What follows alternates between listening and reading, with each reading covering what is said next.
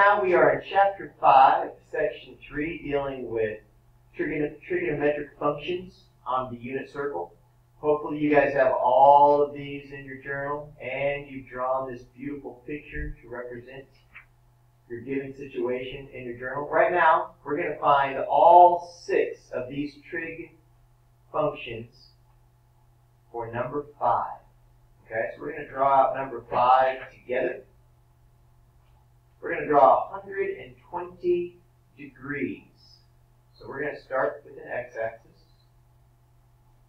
and a y-axis. Then we're going to make a circle from the origin, just like that. There we go. All right, 120 degrees. We have to pause that for a second. I want to start us at the initial side. I'm going to make this a little bit bigger so you guys can understand we are starting right here at the initial side. And we have to go 120 degrees. So as we do this, you got to kind of recognize, okay, here is your 90 degrees, right? Here is 180. Right here is 270. This is 0, but it also gets us back to 360 as well. So if we wanted to go 120 degrees, this is our initial side. We got to rotate to 90, but we have to go how many degrees past the 90? We got to go just about 30 degrees past the 90. So from here to right there, I'm saying that's our 120 degree rotation counterclockwise. We know it's counterclockwise because it's a positive 120.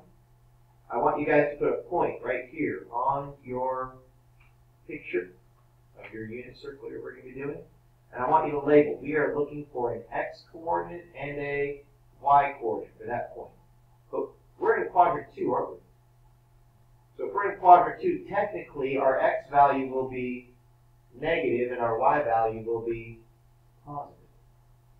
Now, once you've drawn your initial side and your terminal side, this is the most important part. I need you guys to know how to draw a right triangle from going straight down to your x-axis. So from this point, go straight down, or you could go straight up, depending. Let's say you were in quadrant 3, you would go up. Okay? Quadrant 1, if this was a point, you would go down. If I was in quadrant 4, what would I do? I would draw it going up. I'm going to highlight the right triangle we're working with. You see this right triangle right in here? I'm going to make a bigger version of it so that we can see it nice and clear. So we'll make a slightly bigger version so we can see it. Go and put that in your journal, it's fine. Make a slightly bigger version. I'll erase the 360. So right here, this is 90. This is our 90 degree angle. If this is 120 from here to here, what is this angle going to be right in there? These have to add up to what? 180. 60th, right? Right here, this would be 60 degrees. Very good. If this is 60 and this is 90, this would have to be 30 degrees. And we have a 30, 60, 90. So make a right triangle right here, label it a 30, 60, 90. You should have seen this triangle before, especially if you've ever taken geometry, which hopefully you have if you're taking Precalculus now. What are the qualities of a 30, 60, 90? You should have this in your journal already. The 30 degree side, we're going to call that 1 unit. The 60 degree side, we're going to call it radical 3. And the 90 degree side is, so we have a 1, a radical 3, and 2. Those are the sides of a 30, 60, 90. Those are the basic sides. So let's see what we have here. What's the distance from here to here? This distance is a 1. This distance is radical 3, and we have this distance as a 2. That helps us find our x coordinate and our y coordinate. From the origin, how far have I traveled? I've traveled 1 unit, but we said our x value is going to be negative. How far up do we go to get to this ordered pair? We have to go up the distance of radical 3.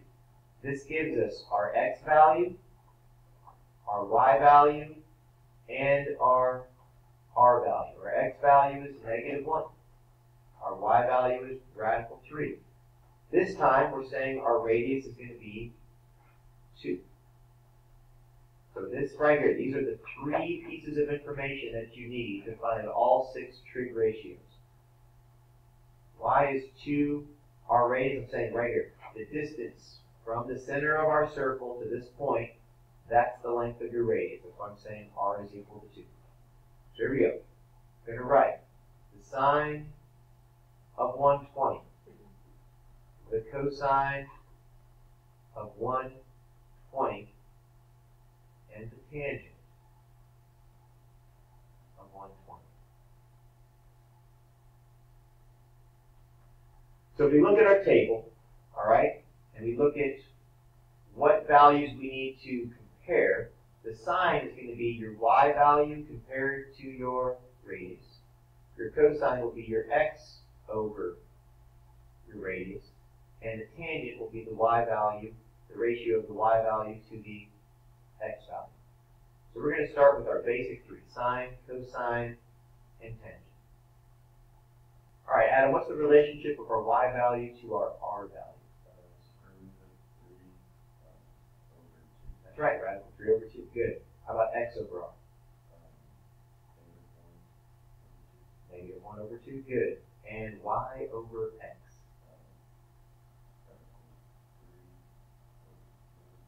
Okay. Now radical 3 over 2, not a very good radical 3 right there, but radical 3 over 2, you're done. Because you're allowed to have radicals in the numerator. Negative 1/2, you're done. This one, radical 3 divided by a negative 1 is simply a negative radical 3, and you're done with the tangent. Now what we're going to do, there's our x, there's our y, there's our r. Now we're going to do cosecant of 120, secant of 120, and the cotangent of 120 degrees. Now I'm going to set these up, first of all. Remember, these are going to be inverses. So instead of y over r, it's going to be r over y. Instead of x over r over x. Instead of y over x over y. So these are a little bit trickier because we're going to end up having radicals in the denominator, and we have to know how to do what? We have to know how to simplify that, rationalize the denominator. So, Angela, what is our r value over our y value, just to start out? What's our r? 2 over radical 3. But we can't keep it as 2 over radical 3. We have to multiply both the numerator and the denominator by a radical 3 over a radical 3. And this will simplify it for us. Radical 3 times radical 3 is simply a 3. 2 radical 3 is just 2 times radical 3. Now you're done. Now you've gone from an irrational number to a rational number. R over x. What's r over x? Oh, sorry. Let's go over a little bit. Ready? There you go. All right, 2 over negative 1. 2 over negative 1, and that just becomes a negative 2. You're done. Last but not least, x over y. What is it?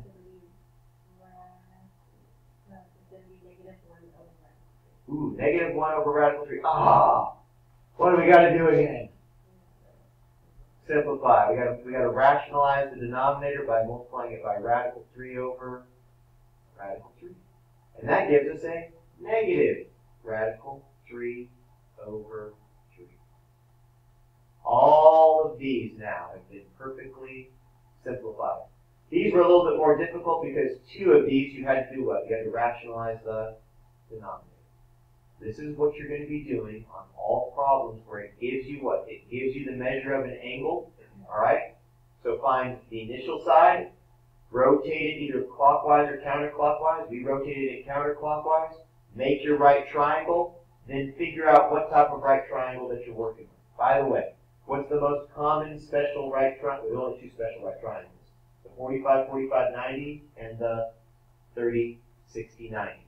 So if we were going to start number 4, all right, I know it's time for you guys to head out. All right, well, if we were going to start number 4, You're going to start right here on the initial side, and you're going to make a what? A 45-degree angle. Go make a line going down and make a 45-degree angle. Okay? So you're going to be working with the 45, 45, 90. By the way, that's a 1 and a 1 and a radical 2. All right, if you have questions, you can talk to me tomorrow. Have a good day.